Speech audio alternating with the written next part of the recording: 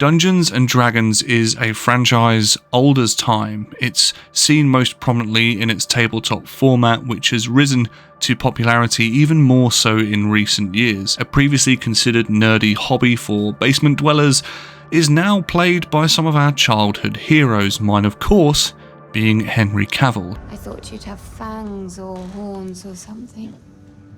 I had them filed down. D&D has had far more inspiration on the world than just its tabletop format, as it's actually been imprinted into movies and video games since the dawn of time. Some of your favourite video game franchises have taken seriously strong inspiration from Dungeons & Dragons without you even often knowing. Franchises such as Final Fantasy, The Elder Scrolls, and even World of Warcraft. In fact, the influence of D&D on the video game genre specifically really only came to a head over the last few years with the release of Baldur's Gate 3, which took the D&D universe to new digital heights, taking the once imagination-based adventure and giving it a virtual lease of life with more ways to interact with the universe than ever before. However, there was a game that did this many years ago. A game that is now my go-to guilty pleasure and has been for a while.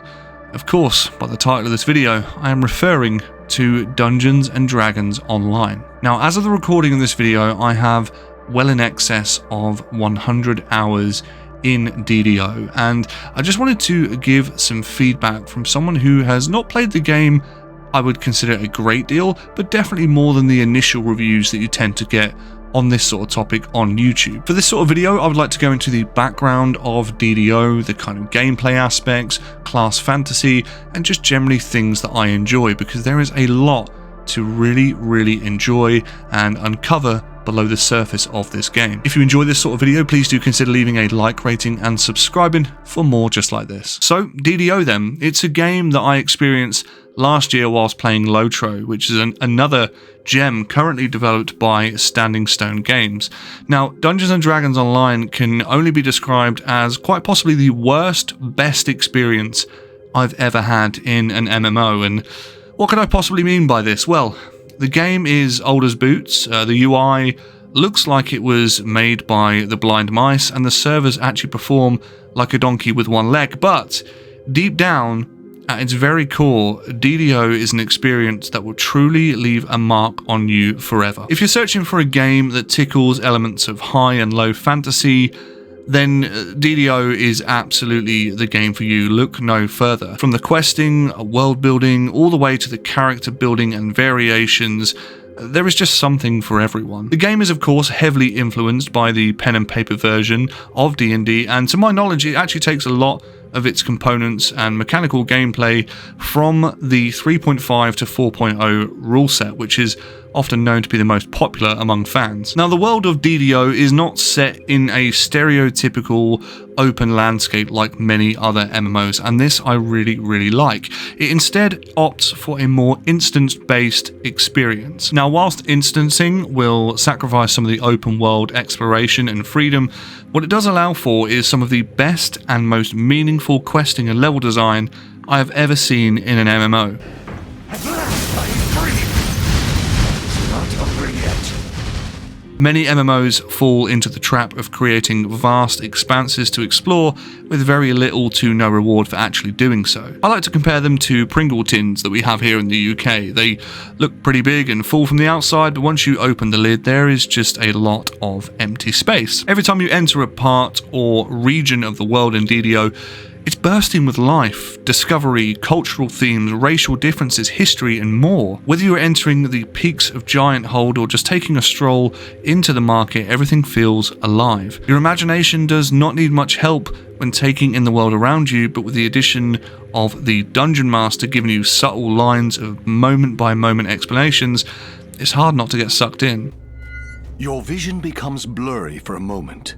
Is the madness of the asylum affecting you? Whether the DM is simply telling you about the history of where you are, or straight up just explaining what your character might be smelling in the moment, it just breaks that extra barrier to fully immerse you. Quests feel incredibly well crafted to me and really diverse, and they do send you on adventures which either leads to the most epic or hilarious moments that you will have when playing an MMO. From some of the more sinister quests like battling the many hordes of the Droam army or breaking out of the Wicked Hag's dimension trap, to the lighter-hearted, rounding up stray dogs, dealing with family feuds, that sort of thing. There really is something here for everyone. Something that jumped out to me incredibly early on, actually, with regards to DDO's questing, is that there is just no real bullshit fetch quest from A to B. They've eliminated that. You don't have to traverse miles and miles for menial tasks such as kill 10 orcs, then go back and kill 10 orcs' wives, and then burn the houses of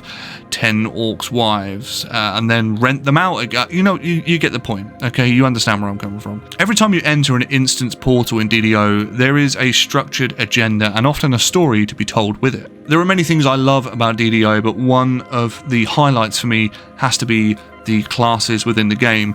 The class diversity and customization in DDO is absolutely one of its biggest strengths, but also one of its largest downfalls. Now, what I mean by that is there is just so much choice when it comes to creating your perfect character or build that it can actually become a headache for newer players to understand. As far as class fantasy goes, though, everything is here. Whether you want to make a two-hand fighting halfling to swing at people's kneecaps or a half-orc spellcaster, you can do it. I mean, it might not make a lot of sense, but you can absolutely do it. DDO keeps character progression interesting with an unholy amount of abilities to unlock and skill points to spend.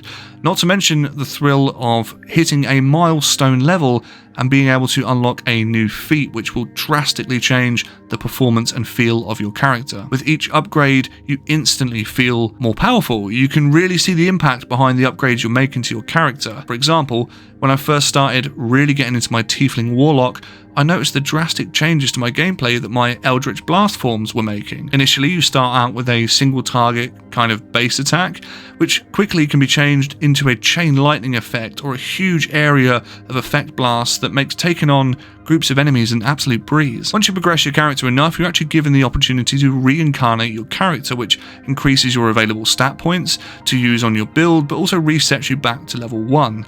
This really incentivizes long-term progression and player retention, which also increases the viability and the power of builds in higher tier dungeons and raids. Now, moving on to the gear of DDO, I am an absolute fiend for loot, as many of you are.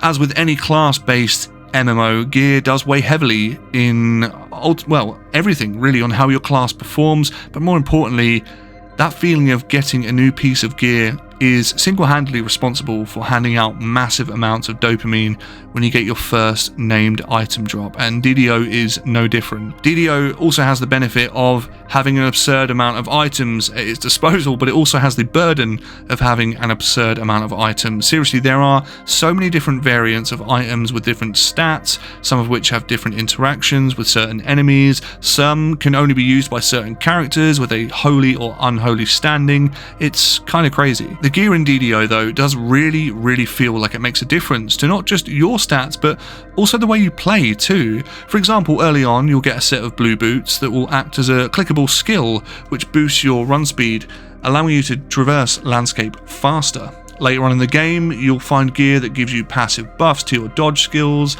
armor that can cause chilling effects on hit, gauntlets that can cast sonic blast that knocks enemies on their asses. The list goes on and on. Nothing really truly beats opening up a well-earned chest to find something brand new and shiny. Now, I just want to put this in the video at this point and state that combat for me in this game, I absolutely love it. It's not everyone's cup of tea, but it is without a doubt one of the biggest highlights of DDO, and it really jumped out to me when I first played the game. Now, don't get me wrong, it's not perfect. Some attacks can feel fairly weightless, a bit swing happy if you like, but for the most part, the dynamic combat is really such a gem. We're so used to static tab target styles of play in more modern MMOs, and in my opinion, this just feels really stagnant and lacking of any real excitement. In DDO, every movement and action actually feels meaningful. For example, if a shaman casts a spell at you and you can see it coming towards you, you are given a chance to move out of the way or simply dodge it. If an enemy is swinging a sword and you jump, you are actually able to jump over the attack and avoid it completely. Many of the game's traps will actually require you to quickly dodge through them or avoid them completely via jumping and thus using the movement mechanics. Pulling out a shield allows you to parry and block damage on the fly, which seems simple, but in this game it's actually meaningful. Arrows fired will follow a path and actually feel meaningful rather than just hit scanning like they do in many other games. As you build your arsenal of combat skills, you will get to learn which abilities work best to complement your combat situation.